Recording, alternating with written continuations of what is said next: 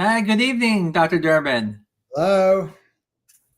Well, I know tonight we don't have Dr. Sim with us, but we got Dr. Derman, which is actually very useful, I think, tonight, because when we talk about add-on therapies, I feel like experience is probably going to be the most useful thing in this conversation because I think as long as you can think of, they've been adding on therapies, and it's even more and more now. I mean, when you talk about all the different things like the ERA, Receptiva, embryo glue, and stuff like that, there's a ton of add-ons out there. And so I'm thinking, one of the great things tonight that you and I can do is, help people understand a little bit better about, are they useful or are they really useless? And sometimes it's not as simple as that, but hopefully we can help people understand a little bit better.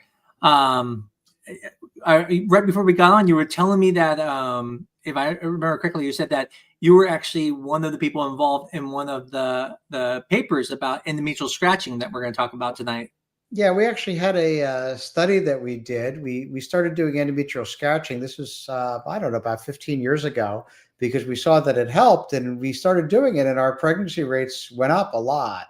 The problem is there were other things we were changing, so it may not have been really helpful, but we did show an increased chance of pregnancy with it. And one of my colleagues that I worked on it with actually presented it at the American Society of Reproductive Medicine meeting in Baltimore a number of years back. Yeah. It's interesting. A lot of things we'll talk about tonight before we get into them and like the different types of add-ons. There's different clinics do it different ways, right? So some clinics, they do it where it's just part of the treatment. Other places that, it's an actual add-on, like it's an additional cost.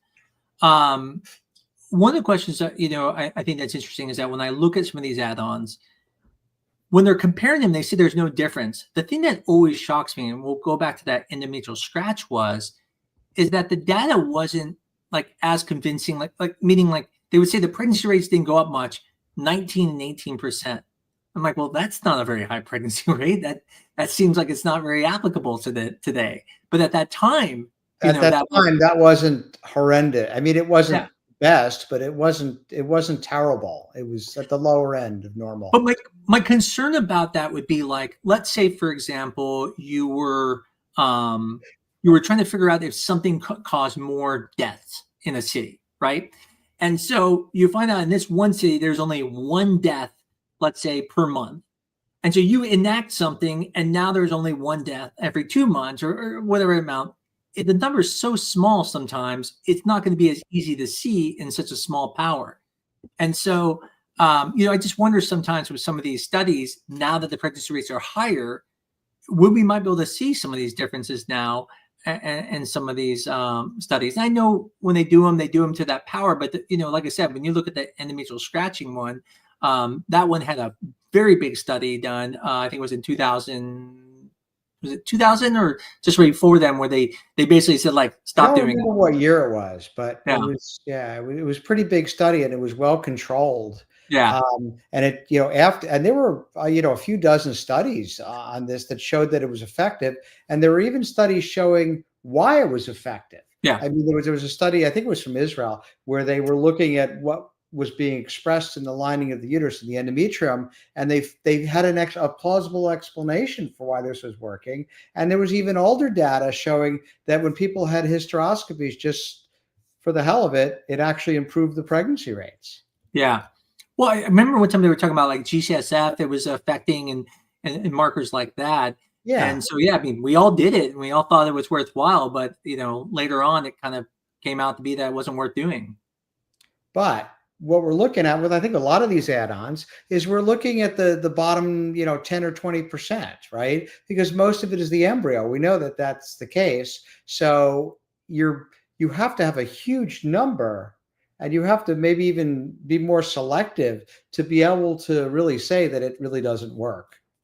Yeah, no, absolutely. I just, like I said, anytime I see a study with such a low pregnancy rate, because even that one was like around 26% pregnancy rate. I mean, that wasn't that long ago. So it worries me at times, Well, we one of the things I like to start with, I think we'll start with a very basic one, and I think it's an easy one that people would like to know is PGT. I mean, that is an add-on, and I think there's some data out there questioning whether everyone should use it or not. And, in some ways that is an add-on. Regular IVF is not using PGT. PGT is considered an add-on to your IVF cycle. And, I've made the argument, and I think everyone has proven that it can sometimes help people get pregnant faster. But the question is, does it make your pregnancy rates higher? And I think that's been proven that, cumulative pregnancy rate will be the same if you put back all your embryos. But the questions for add-on, I mean, what do you tell patients who are under 35? Who want to do PGT? I kind of tell them it's their choice. I tell them, first of all, where it's really most useful is where you have a patient who fails, because you have partial explanation for why it fails. If is it going to improve the success rate? I'm not so sure, at least in their first cycle. But if it doesn't work, we have a better idea why it didn't work. So that's the main reason. And also, if they have low ovarian reserve, even though it doesn't improve things, let's say they're 33 years old, they're relatively young, but they might be 36, 37 when they do their next IVF. And knowing whether those embryos are normal is going to be very important in their decision-making process, where to go from there. Yeah. It's interesting when it comes to PGT. I mean, what I say the same thing. When they're under 35, I think it's a very reasonable personal choice. I think what the studies show is that there probably is no financial benefit. Clearly, if someone's 40, doing multiple transfers is going to cost more than knowing which embryo to put back. But when it comes to, I think the studies show that if there was 3 embryos they had, there wasn't really a benefit if you were under 35. I think, as you said, I do think there's still a benefit if the cost is free. That's always, I kind of look at everything to make decisions and go, well, what if it was free? Whether there was nothing you had to do, would you do it? I think there still is some benefit. And I think that benefit is, as you said, you know if it doesn't work, why, right? Because when it doesn't work, we just go, oh, it's probably abnormal embryo. That doesn't work a second time, you go, oh, maybe there is something else on here. But with PGT, you can go right from the beginning, and the very first one go, okay, well, we know it wasn't because the embryo was abnormal. So there must have been another reason. Now, it doesn't mean it couldn't just be chance. But at that point, so I think what the data shows is, yes, PGT doesn't make your chances better, meaning if you've got 10 embryos, if you put them all back, you will eventually get pregnant the same amount. I still disagree with that a little bit. I wonder what you think about this. My thought is, if you only have, let's say, 4 embryos, theoretically, yes, all embryos are equivalent. If you're the good embryos in there, you're going to get pregnant. But what if 3 of them were bad, 1 of them was good, and you're doing the transfers on your very first or second transfer, you put back the embryo that was genetically normal. And then you find out you have a problem. Now you found out that you have, let's say, a timing issue, which is one of the add-ons we'll talk about tonight, like E or A. Well, it doesn't matter what you do now. You've already used your best embryo that you didn't know you used, and you didn't even know that. And that's where I still think PGT can be beneficial. And like I said, this is where it comes down to that idea of like statistically, or it comes down to this point of, real life. And that's why I still think there's a benefit to it. The other thing about real life is that people get burned out after doing a few transfers and they give up. And it could be very well that we're putting back the wrong embryo. I have a book, a atlas of embryology on my desk, and it has this picture in there of a beautiful, perfect blastocyst, and that blastocyst has Down syndrome, and you would never know it. It's the perfect embryo, and you can't tell. I've had patients in their 20s where everything is abnormal, and I never would have guessed it. We would have done 3 transfers, and they would have gotten pregnant. Yeah. And I've had 42-year-olds where everything is normal, and we don't expect that either. And, we might have said, well, maybe it's okay to put back 2 embryos in this person. And then they could have, they would have had multiple births. Yeah. So it's not 100%. Everybody's slightly different. Yeah. I mean, that was a statistic when we were at one of the last conferences that they were talking about how when, in some countries where there's no charge and everyone can go through, that people are just canceling because they just they're sick of not getting pregnant. And so you're right. I mean, I'm amazed when I see women who go out there 7, 8 cycles, always trying to figure out, how they're able to do that. But for some people, that's not possible. They have to stop earlier. Well, I think PGT is a pretty one we've talked a lot about before in the past. And like I said, that's a pretty simple one. So I want to start with that one, make it real simple. So I think the next one that would be good to go on is, let's jump on endometrial scratching, because I think a lot of people don't realize the difference. First of all, that an endometrial scratch and an ERA are very similar. It's the same thing. You're still getting the same biopsy. That's what the scratch is. Talking about the endometrial scratch, talking about the studies you've done before. I used to do them, but I didn't do them for everyone. I did for people who had failed. I did people who had recurrent implantation failure. Seeing the evolution that you've seen go through now, from the we got to do it to no, we probably shouldn't. Oh, we got to do it again, to now, no, don't do it at all. Do you feel that the evidence now is strong enough to say, yeah, we shouldn't do it anymore? Yes and no. I mean, yes, in general, I don't recommend doing it. However, when we have somebody who's just not getting pregnant after putting in normal embryos, doing everything else, sometimes I'll say, well, maybe we should do that. Yeah. But I started doing it, I don't know, 15 years ago, something like that. And I, had a bunch of patients who had beautiful embryos. Now, granted, we were doing day 3 transfers. We were doing fresh transfers. We weren't doing PGT on them. And it's a good thing we weren't, because PGT back then was actually worse than flipping a coin. But now it's really good, right? So we did that. And the first 4 patients I did endometrial scratching on got pregnant and had babies. Yeah. So I said, we're going to do this for everybody. And we did. And our pregnancy rates went up. But we also did other things. We actually published, not in a paper, but at a meeting in the abstract. And we showed that it improved the pregnancy rate. But again, the variables weren't controlled for. And it may have been just we were doing a better job in the laboratory. Yeah. Now, I'm not convinced. But at the same time, there are patients that maybe if we start looking at patients with recurrent implantation failure, maybe it does help. Yeah. I don't know. There's not data to support it, but I kind of have this inkling that maybe it does. Well, I think one thing that whenever there's a study that's done, it's not a nail in the door. I think that's the thing for people to understand. And, it just says in this one situation where we did this, right? I think a great example of that is with the ERA. When the ERA came out, everyone was using it. Everyone loved it. And some people were questioning it. And so they did a big, large study looking at the ERA to find out, did it benefit people? But when they did the study, it was a very, very specific group they looked at. They looked at high prognosis patients. They looked at people who didn't have recurrent implantation failures, who didn't have a lot of issues. And what they found is they found that there was no benefit. And I think a lot of people don't understand what that means when I say no benefit. That doesn't mean that if you keep doing it, there may not see some difference in some people. It just means statistically speaking, they didn't see a difference. I think the pregnancy rates were like 62 and 59%.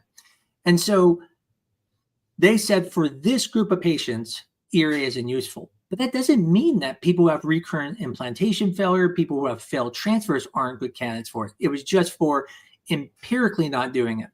But there's a problem with that study, right? That study is talking about in general, right? But what if someone has one embryo and that's one shot? And that's the thing where I think it's important to understand that when a study shows something, it doesn't mean the nail is in the coffin. It just means, okay, that part's been proven, but there's still other places to look at. And that's why they're doing studies right now on the ERA. And they're looking at— it doesn't even mean that's been proven, right? You could find 10 studies, and it's pretty rare that you're going to find the same conclusion from every studies, right? Yeah. We're going to find 7 or 8 out of the 10 agree with this. And this is how we come to the conclusion that it works or it doesn't work. Exactly.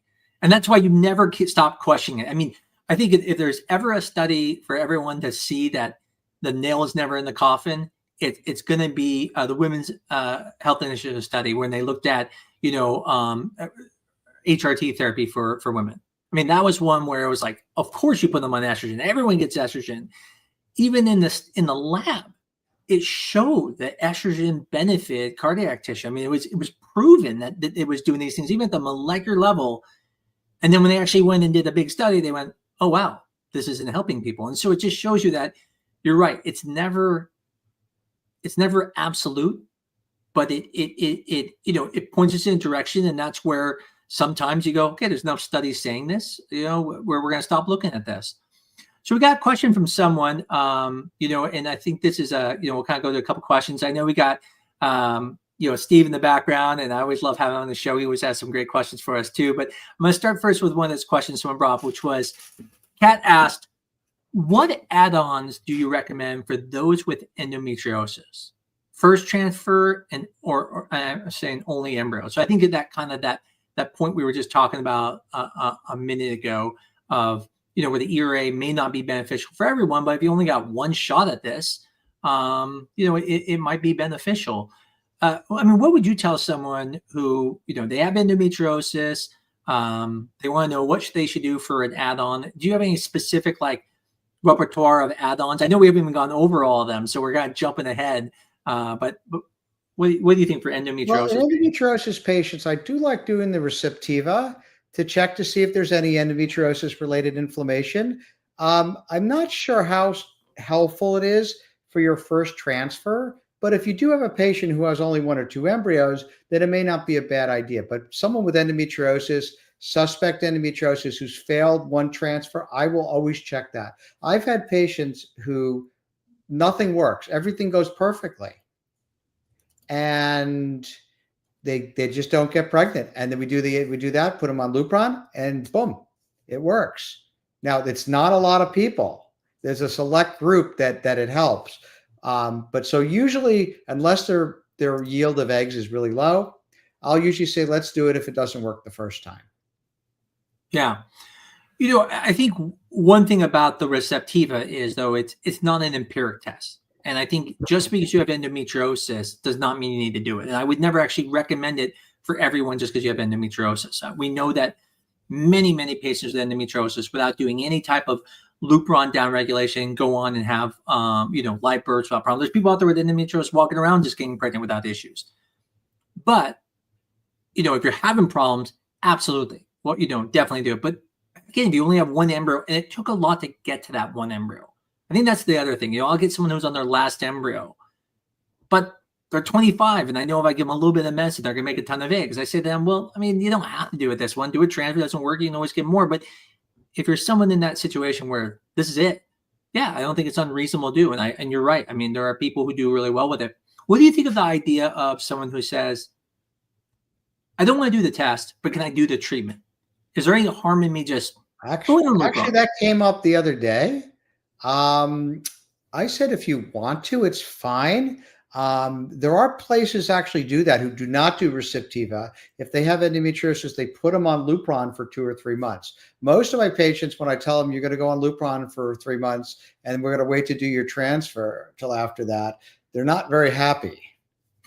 Yeah. Until they get pregnant, they oftentimes do when we do that. But they're not very happy when I tell them that. But I did have a patient who asked that recently, and I said, fine, you can do it. I don't know if it'll help, but it certainly won't be harmful. I don't think you're going to be less likely to get pregnant. Yeah, I agree. And that's what I've told people too. I said, listen, to me, I don't know if I would want to do that if I didn't have to, but if it makes sense doing it, prior to doing the testing, I don't think it's unreasonable. It's just that technically you should be on for those 3 months. And so the question is, do you want to be on Lupron and be in a menopausal state for 3 months? So someone then asked the question, and I think it's a great question, was, why isn't endometriosis ruled out before any IVF procedures begin? And this is a great question for you. Yeah. That's a big change. Well, when I started in practice, when I was practicing in New Jersey for a long time, and I probably did more laparoscopies than anybody in my entire county. And now I rarely do them anymore. Okay. Yeah. So first of all, some states, their mandate required that the rules were different, whether you'd be covered for IVF, depending on whether you had endometriosis. So I trained at University of Maryland. And at the time, the Maryland mandate was 2 years of unexplained infertility. If you have endometriosis, they'll cover IVF after a year. Okay. So what would happen is a patient needed IVF or they wanted to go to IVF. We do a laparoscopy. We found 2 spots of endometriosis. They qualified for IVF. Yeah. Okay. It's kind of silly to do that, but that's how we had to do it to make sure they were covered. The other thing to understand is that early stage endometriosis may not actually cause infertility. And there's a good chance that it doesn't. There's a big controversy as to whether treating early stage endometriosis improves the pregnancy rates any bit over people with unexplained infertility. Okay, there was one study that showed a slight improvement in the pregnancy rate I think it was from Canada, and that study, they showed, but it wasn't a big difference. And there were other studies showing that early stage endometriosis does nothing. So where it's beneficial, that kind of stuff is really with later stage endometriosis. And a lot of times you can see that on ultrasound. Not always, but most of the time for later stage. I mean, there's even some data out there that talks about, when they even do surgery, that, if you get this small endometrioma, it may not be worth it. And obviously when the results of your IVF comes back, you can always look at how the embryos did. But I think you bring up a really good point, which is this idea that in the beginning, we did everyone. I mean, that's every single person got a laparoscopy. It didn't matter, and that was part of the workup. What we realized, I think the question that Rachel was asking is this idea that, well, why do we not do it? Because you can't rule it out really without laparoscopy. However, you can figure it out a little bit. You can listen to the history. Someone has painful periods. If people have severe pain with their bowel movements around the time of their periods, pain with intercourse, those things, family history of it, tells us you have endo. So for us, if we don't see it on ultrasound, there's really no reason for us to just put you through a surgery. I mean, I know it's rare, but people die sometimes just from a very basic surgery. And so what we realized was it didn't make sense to keep doing these surgeries when just doing a treatment like IUI or even IVF would treat it. And that's why we don't tend to do it.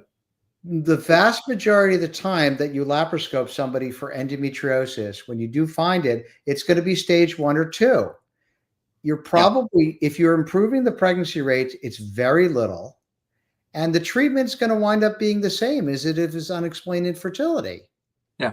And then the question is, if you have advanced stage endometriosis, is cutting this stuff out going to really improve things? Or is there really an endometrial issue? And maybe we should be addressing it with Lupron, or we should be doing a Receptiva or something like that. When do you talk to people about surgery? Like, what's that point where you say, I do think you need surgery? Is it just when you see a big endometrioma? Is it when things are failing? Like, what is your kind of the thing that initiates that discussion with them? I generally don't do it for failing, because I kind of think that if I'm really worried that that's what's causing it, I'll do a Receptiva test. Because if they're failing it because of that, I don't think it's because of the endometrioma. I think because the endometriosis is affecting the endometrium. And that's what I really want to know, because we used to think that endometriosis and endometrium were completely different entities. But it turns out that people with endometriosis, some of them have defects in their ovulation, which we can fix with fertility drugs, but some of them have defects in their endometrium. And that's why you're looking for this stuff, and this is why you're treating it. Otherwise, there's really no reason to treat it other than pain, of course. Yeah, I mean, I tend to, I usually, whenever we do things like, let's say, if I don't know a reason why someone is not getting pregnant, or if I suspect endo, I tell them always start with the IUIs. After that, I'll give them the option. I say, listen, we can always go do a surgery and go looking for it, but at the end of the day, you're probably going to still end up going to IVF anyways. The IUIs failed. So a lot of times I'll tell them that, if they want to, they can do the surgery diagnostically then. But when it comes to seeing endometriomas, there are times when they are so large where they become a problem.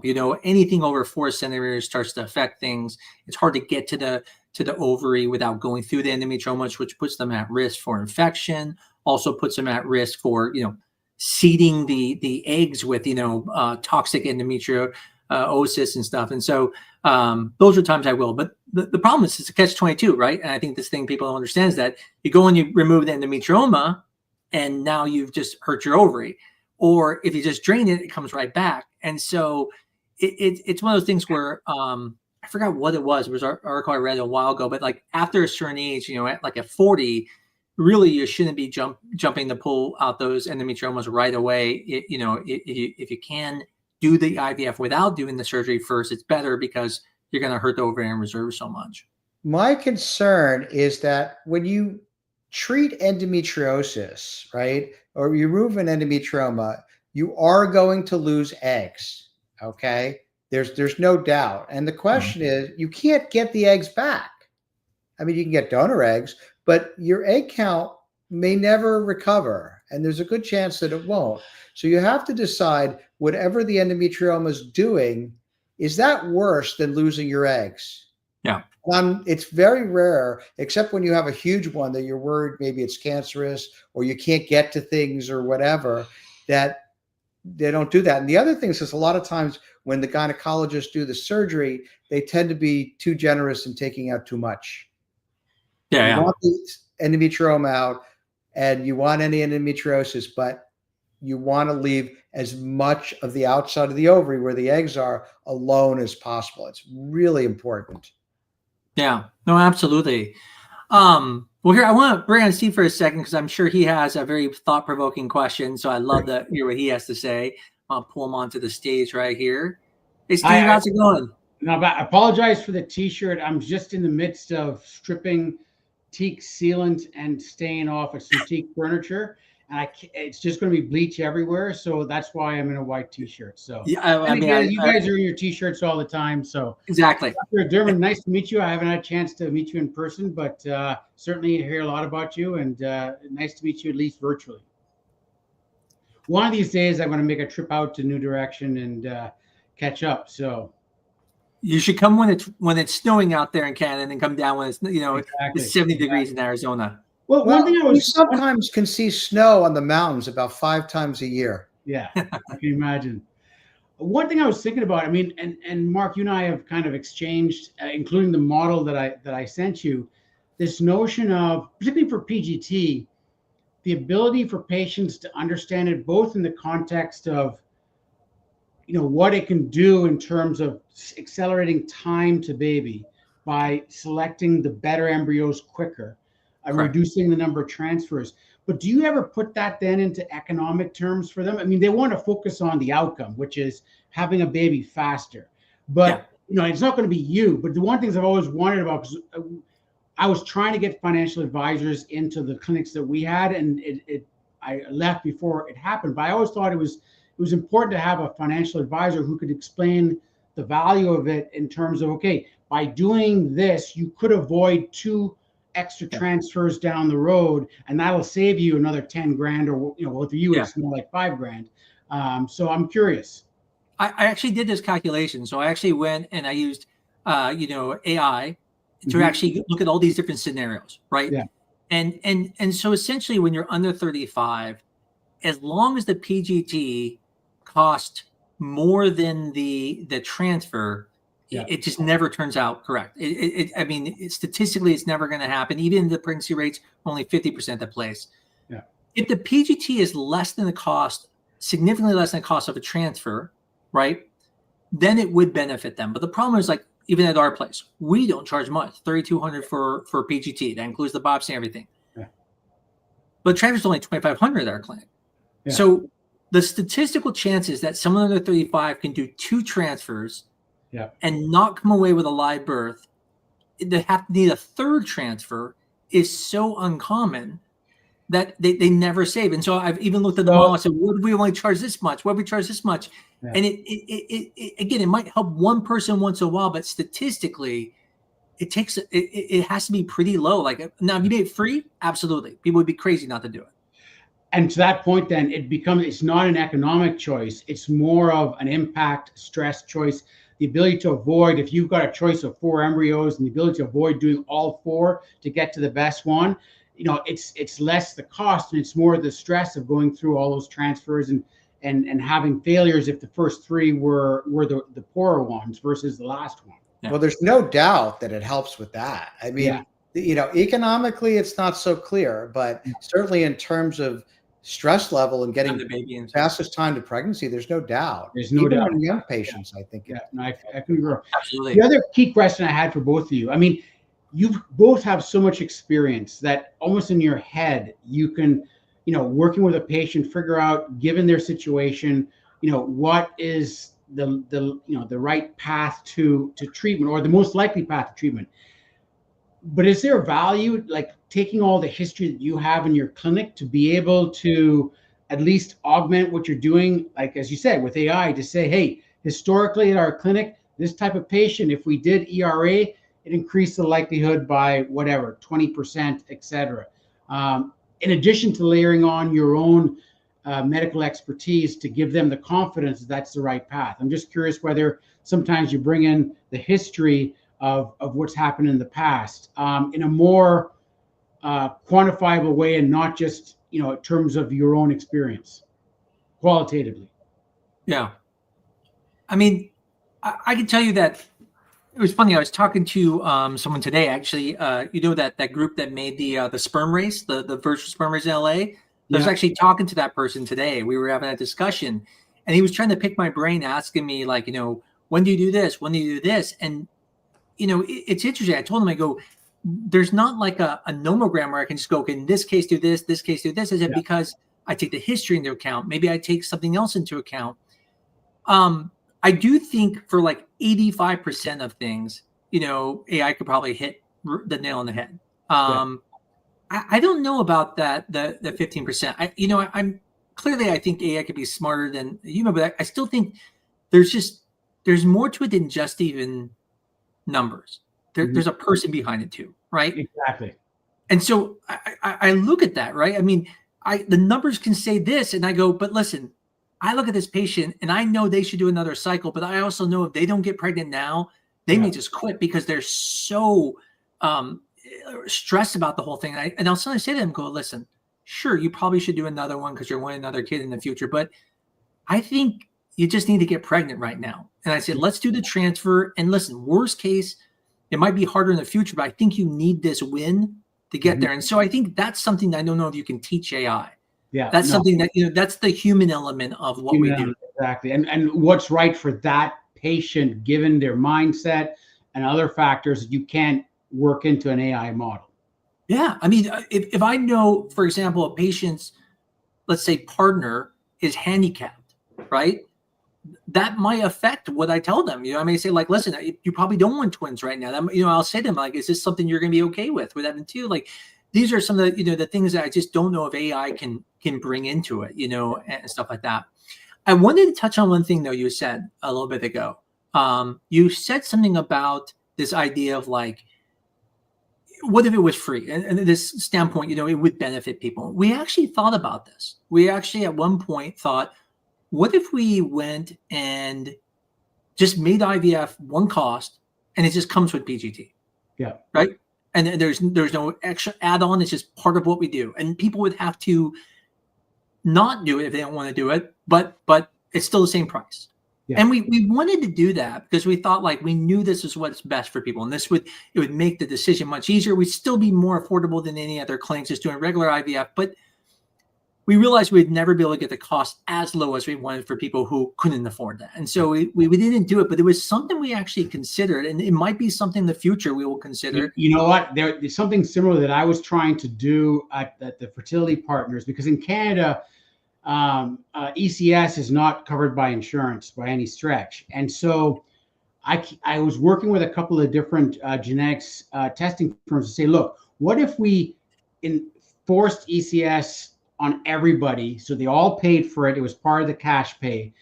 But together, because you're going to get a lot more volume than you ever got before, we create a pool, insurance pool, that will then pay for PGTM free of charge, because you're getting a lot of money through the significant growth in carrier screening revenue, and we use it for the right way to then use a portion of the profits to fund PGTM.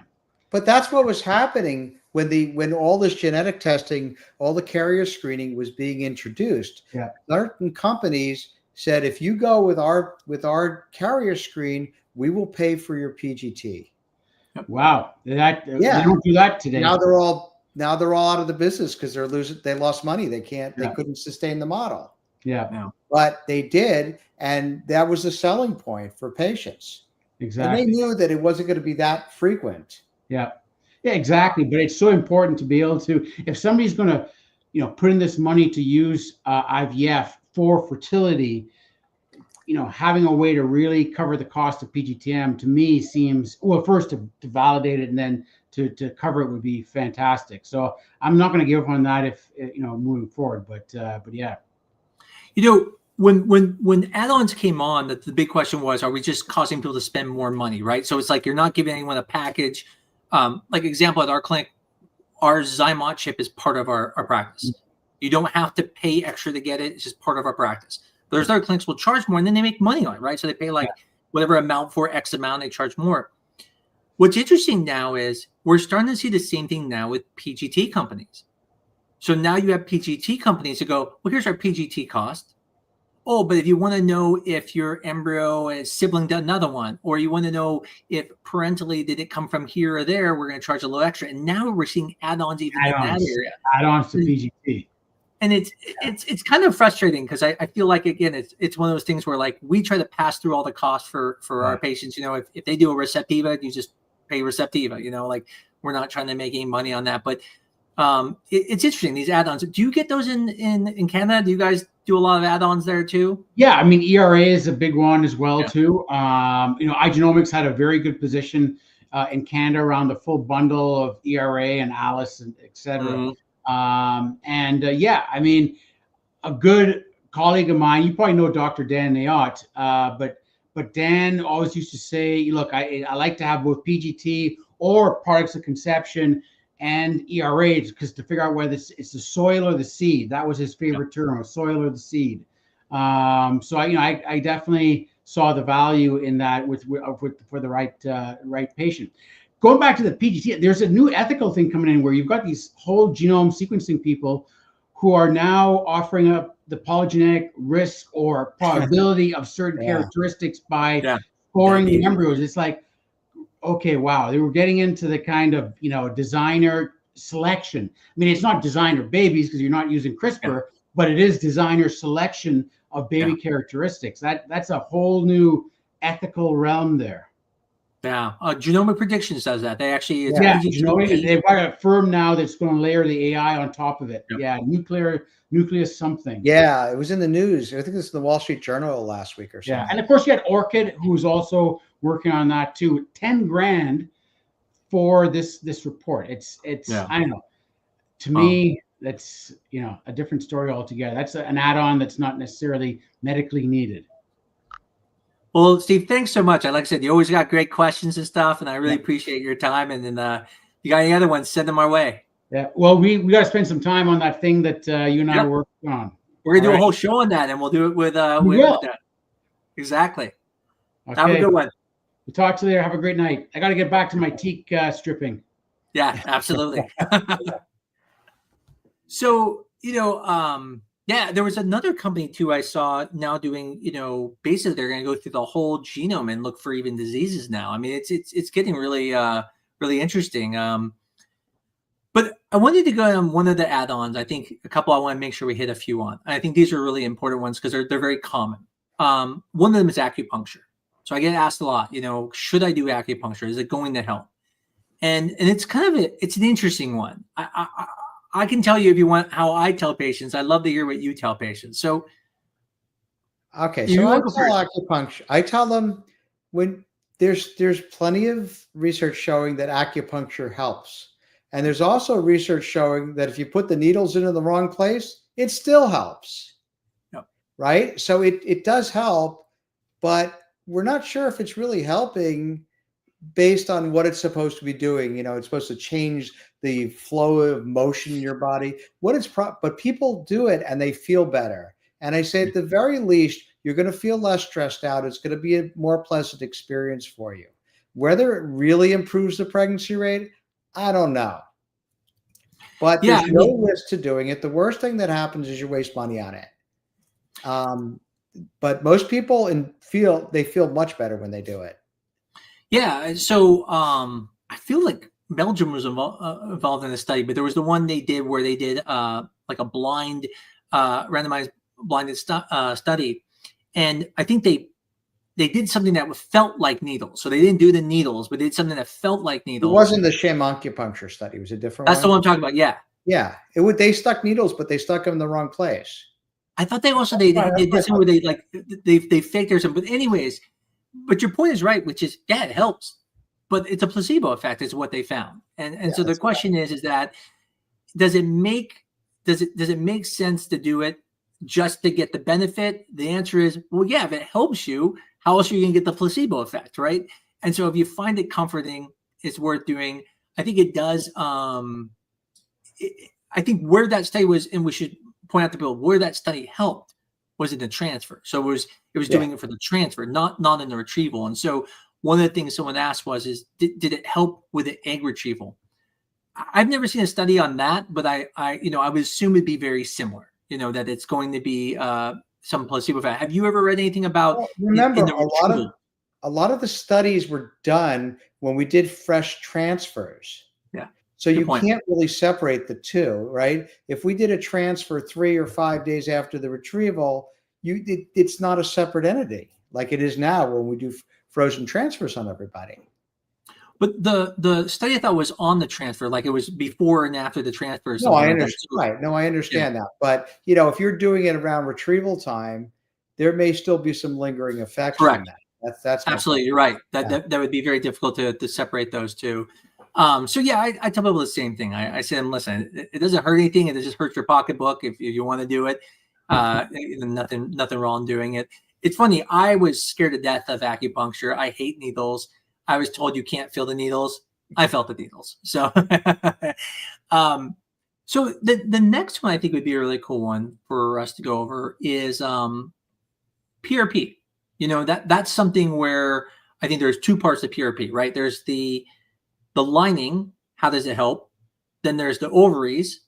And then there's even this question about for recurrent implantation failure. And so when it comes to the lining, I feel like there's now plenty of small studies that have been shown now to show that there is benefit when someone struggles to make a thick lining. When they're under 7, so they're 6 and below, there's definitely some benefit to using platelet-rich proteins.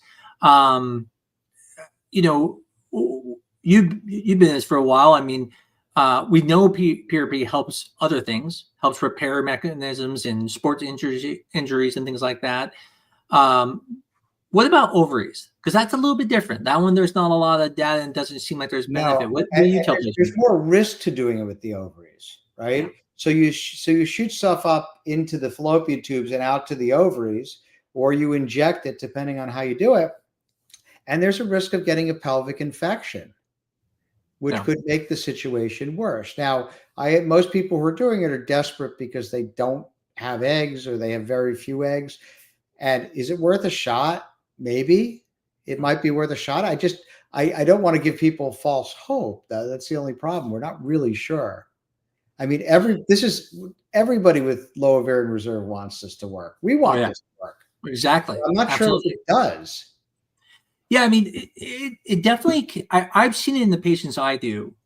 I have seen increases in like their FSH goes down, their AMH gets a little bit better, their follicle count goes up. I mean, I have 2 patients who were barely ovulating, and I was able to get them to make more eggs, but none of them had an increased live birth, and that's the problem. That's what matters. This is exactly what matters. So, now the one that I've started doing recently, there was a small study I read about, and it's still being looked at. It's for recurrent implantation failure. That people we do everything, it's not working. Doing this 48-hour PRP wash. I've used it on some of the rarest of rarest cases. When just things aren't working, I'm trying everything. I'm just throwing down the kitchen sink at it. Not a lot of data on there. Is that something? I mean, I know I started trying it on a few patients.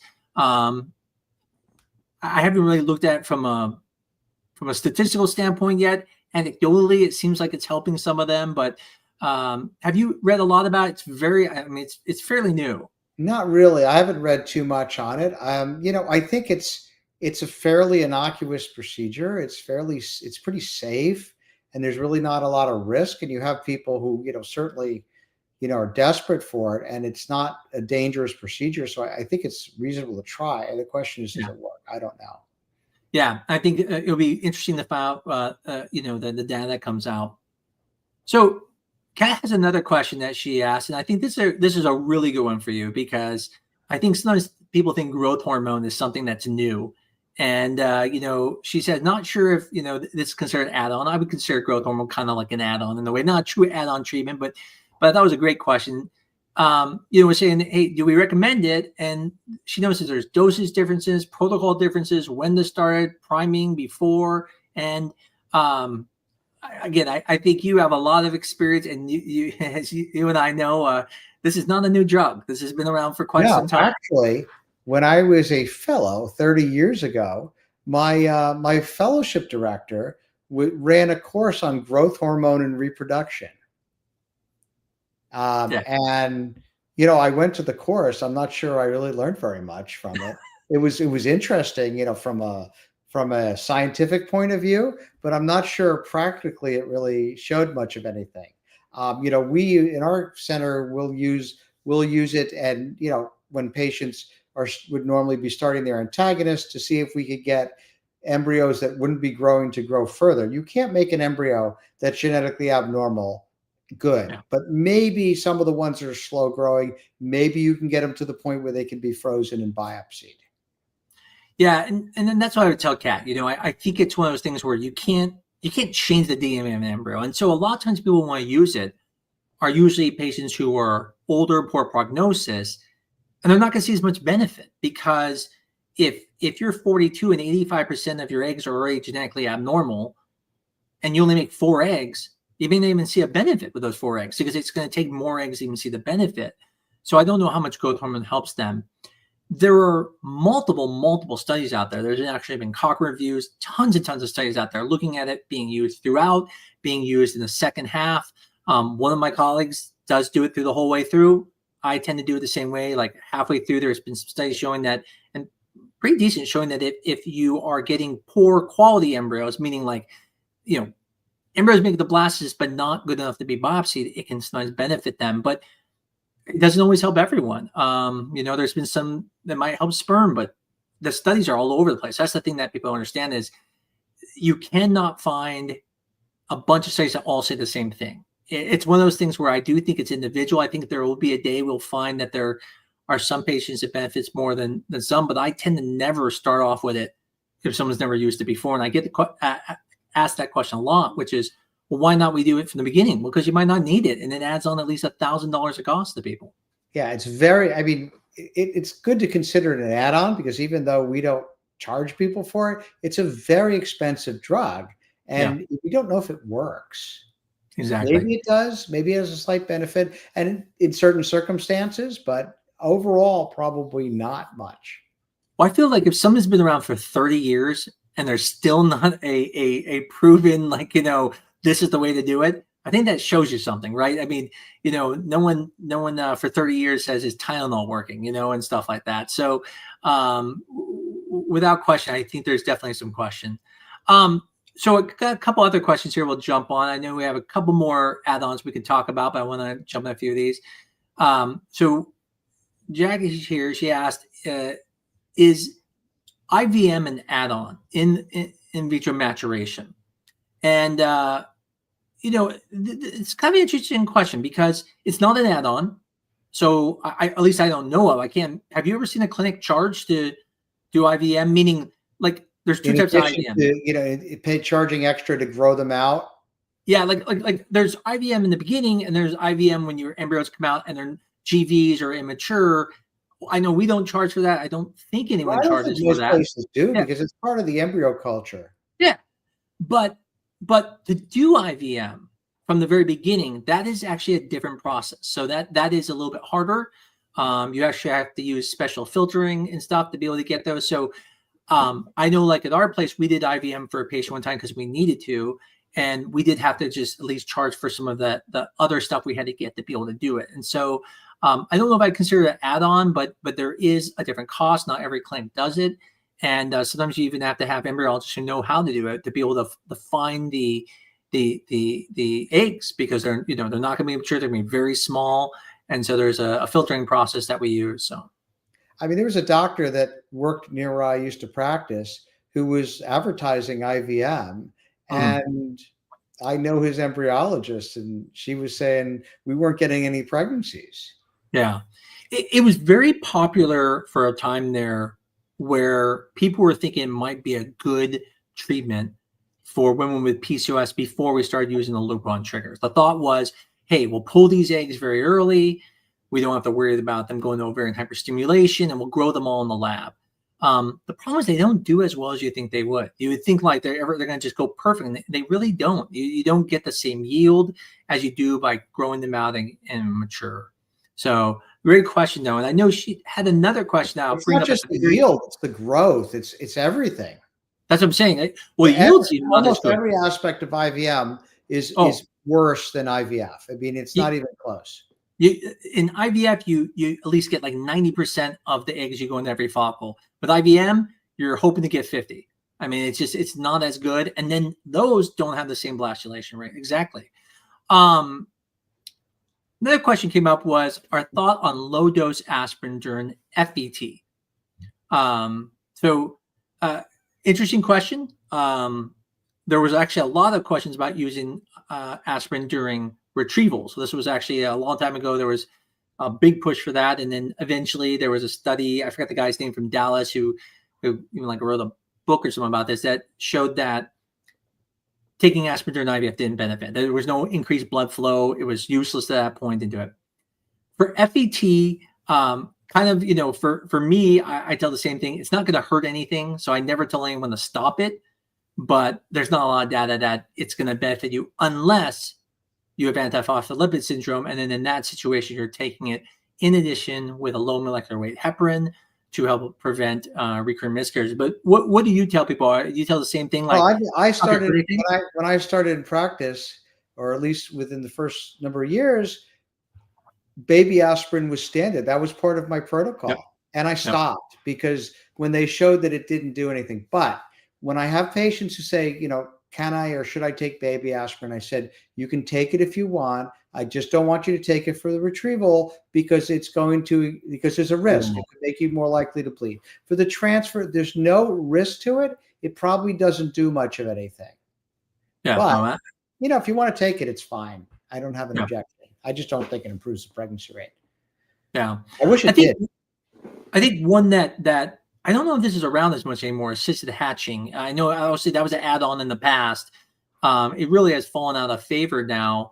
And obviously when you freeze embryos, you're going to be, hatching them anyways.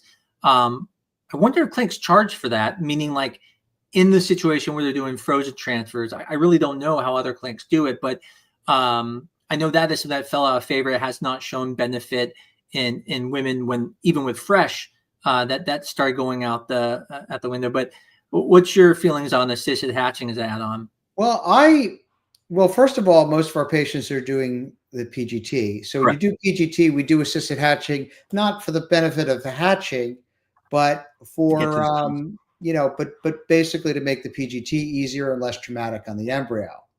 I usually have in patients who are over 35, I usually recommend that they do. And we don't charge for it, but a lot of clinics do. That's pretty common. I don't know if it's changed, but it used to be kind of the standard. Everybody charged for it. The data in the past showed, over 38, it seems to help. The data wasn't that strong. And there was no data to support it under 38. I did it in people over 35. I'm not sure between 35 and 38 there's any really benefit, but So yeah, I'll hatch them. We don't charge them for it anyway. If they're 35 or over, or if they fail the cycle, but usually they're doing PGS, so it's not even an issue. Yeah, no, you're right. It really is. And I used to do it too for people older. There has been some other studies just showing there's really probably no benefit, but it's like one of those things that's going to harm anything. And I think that's where you and I are, saying like, listen, it's not gonna harm anything, just do it just in case there is something. We probably got time for about one more question that we can go over. I feel like we hit a lot of the add-ons that are truly, add-ons right now. I'm sure there's some that we might be missing, but one person wanted to go back to this question about endometriosis and Lupron. I think it's a good question, and I probably could do an entire show about this, which is there really a big difference between using Lupron? She put for 2 months versus 3 months, but the question is, is the amount of time important? And I think there is this, but I'd love to know, your thought on this. I don't know if anyone's ever looked at exactly like if you need 60 days, it has to be 80 days, 90 days, but there's definitely a difference between suppression, we know, for being on 1 month versus being on for 3 months. I don't have the answer to that. I don't know if you have the answer to that either. Yeah, I don't have the answer. I mean, I think 2 months is probably okay. One of the problems with Lupron is when you take Lupron, because it's what's called a GnRH agonist, it has a flare effect sometimes. So sometimes we give it to, a lot of times it does actually. We use that in IVF stimulations all the time. But when you're using for this, sometimes people take it and it starts to stimulate their ovary before it shuts it down. So if it does that, that first month, it's not helping at all. And in fact, it may be making it worse. Yeah, that's the concern. So if they're suppressed pretty quickly, 2 months is probably fine. But not everybody's suppressed right away. And some people get a little bit of a stimulation. I've had patients where I've had to put them on it for an extra month because they're just not suppressed. And really, that's what the doctor should be doing, is checking to make sure they're suppressed, making sure that it's actually working. I can tell you for me, I tend to, if someone has endometriosis and they just want to do it to do it, I'll just do 1 to 2 months. If I know someone's positive with Receptiva, I like them to be on for the full 3 months. I like to verify that they're suppressed. Again, that's not scientific based. That is just, me feeling like we have to, be absolutely sure, just because now we know that there's this issue. And then I think very last question here, just because it's on the same topic, was asked is there a difference between Orlissa versus Lupron for endometriosis? And there absolutely is. But I think that the question is, I think they're saying it from the standpoint of fertility. So I'll start with, Allison, what we know is that Orlissa does work different than Lupron. So Lupron's an agonist. And what it does is, even though Lupron depot is an agonist, meaning that what it does is it stimulates the pituitary. And what that does is then it shuts the pituitary down, so it's not releasing hormones. It really stimulates the part before it, but basically the point is it shuts it down. Whereas Orlissa is actually a antagonist. It's blocking the hormone being released, so that way it's not releasing the hormones. So they work through different mechanisms, but they have some of the similar effects. Orlissa is not as strong as Lupron. You take Orlissa, you're not in menopause. You take Lupron, you're technically in a chemical menopause. When it comes to comfort, when you're talking about endometriosis, I tell people, if you feel good, that's what matters. So if you feel good taking Orlissa, which is a great drug because you can take it for a long period of time, up to 2 years using it. Because it doesn't suppress as much. Correct. That's part of the reason. Yeah, and you feel great, keep doing it. You don't need Lupron. There are some people, they need Lupron to get to that point. Now, from a fertility standpoint, I do see doctors use Orlissa. I think even I think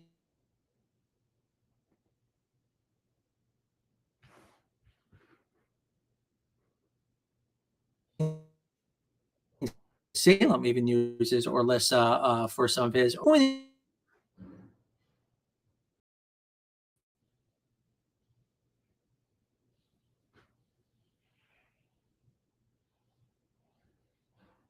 There's a big difference. Okay, if you could hear me before it kind of went off. I don't know if there's a big difference between using Orlissa versus Lupron with regards to the success rate. I wish I could give an absolute answer. I don't know that right now. I don't think there's enough info out there if you can use one or other. So I still stick with Lupron because I know that's what has been shown to work. So what about yourself? I use just the Lupron because even though I would love to use the Orlissa, and I think it sounds wonderful, the problem is we don't know if it actually does anything. in this situation. It may not be enough suppression. And if you're going to wait this time, you're going to wait 2 or 3 months, we want to know that it's likely to do something and work and help your chances. So, it may be easier. It's a lot easier, in fact. Oh, yeah. I don't know if it works.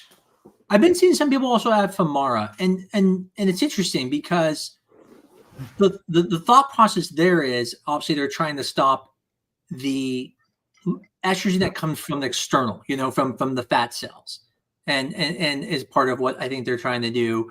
And so I can see with Orlissa and then even adding the Femara, it might be a good combo in that situation. I've seen people use Lupron with Femara, which I don't think there needs to be a benefit for that unless someone is maybe a little fluffier. Then that benefit might benefit them a little bit more if they're getting a lot of estrone from their body. But outside of that, like I said, I don't know if there is a difference. And for now, until it's proven otherwise, I keep using Lupron because I know that one has been shown the benefit with a positive receptiva. I can tell you, certainly not from fertility patients, but when I had a decent number of general reproductive endocrinology patients who I was treating for endometriosis, PCO, stuff like that. When I had some patients who I treated with Lupron, and we weren't getting rid of their pain, and they didn't want to have a hysterectomy. Yep. And I put them on Femara, and Femara got rid of their pain for the same reason. It blocks it blocks the production of estrogen, and there's less estrogen around. And when you have somebody, your ovaries are shut down, there's still hormone coming from a little bit from the ovaries, maybe some from the adrenal gland, but the Femara worked in patients that nothing else worked in. So I'm presuming that it's blocking the estrogen. But the problem is we don't have any evidence to say that it actually will improve your chances of getting pregnant by doing it. That's the problem. I think in theory it should work, but a lot of things in medicine make complete sense and turn out they don't work the way we think they do. Yeah, absolutely.